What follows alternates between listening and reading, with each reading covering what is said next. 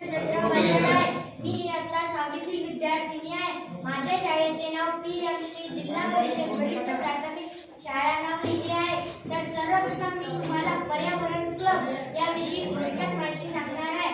पर्यावरण क्लब हे शाळेत पर्यावरण विषयक जागरूकता व त्याविषयी चांगले प्रोत्साहन देण्यासाठी पर्यावरण क्लबचा उपयोग केला जातो. यामध्ये वृक्षारोपण, स्वच्छता, त्यानंतर प्रदूषण या संदर्भात जनजागरूकता करण्याचे काम करते. पर्यावरण क्लबचे अध्यक्ष केंद्र प्रमुख देवळे सर व संयोजक मुख्याध्यापक सरनाईक सर व तसेच शिक्षक वृंद सदस्य इयत्ता 6वीतील विद्यार्थिनी व विद्यार्थी आहेत. यानंतर या पर्यावरण म्हणजे काय, तर पर्यावरण म्हणजे अवतीभोवतीचा परिसर, नदी, नाले व तसेच मैदान हे पर्यावरण होय. तर यानंतर वृक्षारोपणाची माहिती पूजा बागडी सांगेल. सर्वप्रथम सर्वांना माझा नमस्कार. माझे नाव पूजा रामदास बाजार आहे. मी इयत्ता 6वीतील विद्यार्थिनी आहे. माझ्या शाळेचे नाव PM श्री जिल्हा परिषद वरिष्ठ प्राथमिक शाळा नावली आहे. मी तुम्हाला आज वृक्षारोपणाविषयी माहिती सांगणार आहे. ते तुम्ही शांतचित्ताने ऐकावे अशी माझी नम्र विनंती. वृक्ष म्हणजे निसर्गाचा श्वास आहे. वृक्ष आपल्या जीवनातील प्रत्येक टप्प्यावर महत्त्वाचे असतात. आता आपण पाहूया फुलाविषयी माहिती. फुलाविषयी माहिती म्हणजे फुल आपल्याला देवाची पूजा करण्यासाठी तसेच घर सजवण्यासाठी, गजरा, हार अनेक कार्यक्रमात आपल्याला उपयोगी येते. फुलाचे फायदे म्हणजे फुल आपल्याला सुगंध देण्यासाठी सुद्धा उपयोगी येते. हे आहेत फुलाचे फायदे. फुल आपल्याला सुगंध देण्यासाठी सुद्धा उपयोगी येते. फुलाच्या सुगंधाने आपले मन हलते.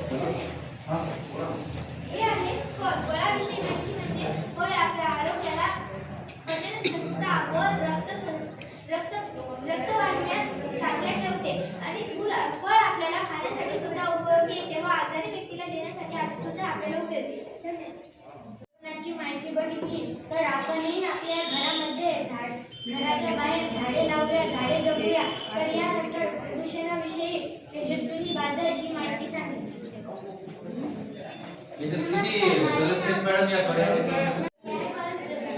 सर्वप्रथम आपण पाहूया ध्वनी प्रदूषण. ध्वनी प्रदूषण म्हणजे वाहनांचे हॉर्न, यंत्रे, मशीन, डीजे, लाऊडस्पीकर यांचा वृद्ध लोकांना खूप त्रास होतो. अभ्यासात लक्ष लागत नाही. अभ्यासात कोणत्याही गोष्टीत लक्ष लागत नाही. ध्वनी प्रदूषणामुळे कान खराब होतात. हे झालं ध्वनी प्रदूषण. यानंतर पाहूया जल प्रदूषण. जल प्रदूषण म्हणजे काय? जल प्रदूषण म्हणजे नदी, तलाव, महासागर यांसारख्या जलस्रोतांची विषारी आणि घातक पदार्थांमुळे दूषित होणे, ज्यामुळे पाणी पिण्यायोग्य राहत नाही. त्याचे कारण कारखान्यातले घाण पाणी, सांडपाणी, जनावरांना धुतलेले पाणी याला म्हणतात जल प्रदूषण. यानंतर पाहूया वायू प्रदूषण. वायू प्रदूषण ही एक गंभीर आणि पर्यावरणीय समस्या आहे. वायू प्रदूषण म्हणजे कारखान्यातून निघलेला धूर, तसेच कार, बाईक, बस अनेक वाहनातून निघलेल्या धुराला वायू प्रदूषण असे म्हणतात. माहिती बघितलीच आहे, तर आपणही प्रदूषण टाळावे. तर यानंतर स्वच्छतेबाबत पूजा बाजार ही माहिती सांगेल. श्री संत गाडगे महाराज गावोगावी जाऊन स्वच्छता करत होते व सल्ला देत होते की स्वच्छता राखा. गोपाला गोपाला देवकी नंदन गोपाला, गोपाला गोपाला देवकी नंदन गोपाला. हे श्री संत गाडगे महाराज. श्री संत गाडगे महाराजांचा सल्ला आपण ऐकावा आणि घरापासून ते दारापर्यंत स्वच्छता राखली पाहिजे. आपण घरात, दारात, शाळेत आपला अवतीभोवतीचा परिसर जर स्वच्छ राहिला याचा स्वच्छ परिणाम आपल्यावरच होईल आणि आपण आजारी पडण्याचे कारण असतं स्वच्छता आहे. आपण जर स्वच्छता राखली नाही त्याच्यापासून मच्छर तयार होतात व डेंग्यू, मलेरिया अशा आपल्याला बिमारी होते. बाजारीने स्वच्छतेबाबत माहिती सांगितलेली आहे. तर आपण यानंतर बघूया शेतकरी काय संदेश सांगतो. तर यानंतर शेतकरी आपला संदेश सांगतो. माझा एकच विचार आहे की झाडे लावा, झाडे लावा. आपण म्हणतो ना, झाडामुळे आपल्याला श्वास ऑक्सिजन भेटते. झाडे नसतील तर ऑक्सिजन भेटणार नाही. आपण म्हणू शकतो किंवा झाडामुळे आपल्याला पाऊस पुन्हा भेटते. पाऊस जर भेटला नाही तर शेतकऱ्यांचे जीवन बहुत कठीण होऊ शकते. त्यामुळे सांगतो तुम्हाला की झाडे लावा, झाडे लावा. संदेश दिला आहे त्याचे आपण पालन करावे.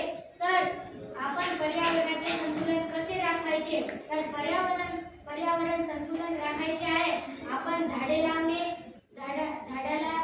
झाडाची नियमित काळजी घेणे,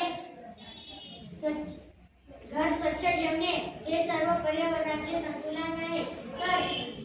तर आपण जाणून घेऊया, तर आपण घरापासून तर दारापर्यंत स्वच्छ ठेवूया. तर आम्हाला ही संधी फक्त हाडे मॅडम मुळेच मिळाली. गाणं घे कृती तर यानंतर पूजा बाजार झाड आहे हिरवेगार, वारा देते थंडगार, झाडाच्या सावलीत मी बसते, झाड फुटकून गालात नसते, झाड देते माया, झाड देते छाया, झाडावर भरते पक्ष्यांची शाळा, झाडाखाली सर्व प्राणी होतात डोळा, झाडाला लागतात सुंदर फुले, फुले तोडायला येतात मुले, झाड आहे माझा मित्र, माझ्या मनात आहे प्रेम झाडाचे. धन्यवाद.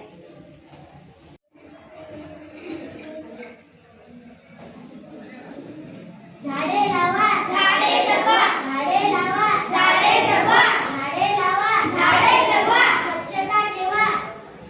स्वच्छता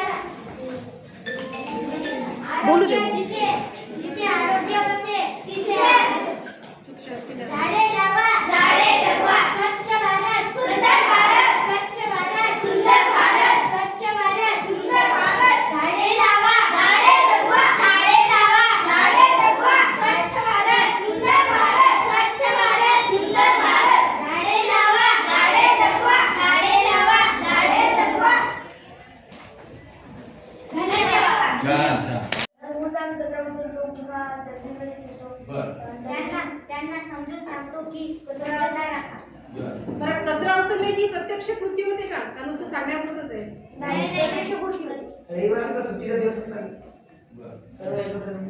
आम्ही सगळे परिपाठाच्या बाबतीत सुद्धा आमच्या ज्यांची ते झालं परिपाठात तुम्ही सांगता प्रत्यक्ष कृती त्याचा परिणाम काय होतो का असं विचारायचं बाळा आम्हाला.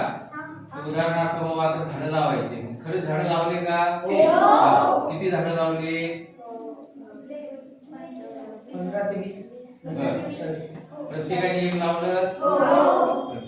काय काय केले त्या झाडाला लावल्यानंतर? एक एक जण एकानं सांगा. सांगायचं. झाडाला पाणी घातलं. बरं. मोठी झाली का झाडं ती? कोणत्या प्रकारची झाडं लावली? आंब्याची, लिंबाची, जे लहान छोटे मुलं येतात त्यांनी ती आणली छोट्या मुलांनी आणली आणि मोठ्या मुलांनी लावली. मोठ्या मुलांनी पण आणली, छोट्या मुलांनी चौथी पर्यंत. फक्त आम्ही छोट्या मुलांची मदत केली, त्यांना लावता येत नव्हतं. तू कुठलं झाड लावलं बेटा? काय? तू कुठलं झाड लावलेलं आहे? हा? आंब्याचं लावलंय. कुठे लावलं ते? ते आमच्या शाळेच्या इकडून बाग होती छोटी. परस बाग आणि केली. त्याला काही कुंपण वगैरे केलं काही काठी वगैरे लावली हो, का? का? किती मोठं झालेलं आहे ते? एवढं झालं. ठीक आहे, मग त्याच्यासाठी लक्ष देण्यासाठी आणखी काय करणार त्याच्यासाठी? तर नियमितपणे पाणी टाकायचं. पाणी तर होणार, पण पाण्याच्या शिवाय संरक्षण करण्यासाठी काय करणार? म्हणजे शेळी येऊन खाऊ शकते ना ते. हा त्यासाठी काय केलं? ते कोणी गाडी लावणार. हा गेट लावायचं. काड्या लावणार आणि जाळी लावणार आणि त्याचा करताना फोटो काढून ठेवणार तुमच्यासाठी की खरंच तुम्ही केलेलं आहे की नाही. खूप छान खूप छान खूप छान. बरं.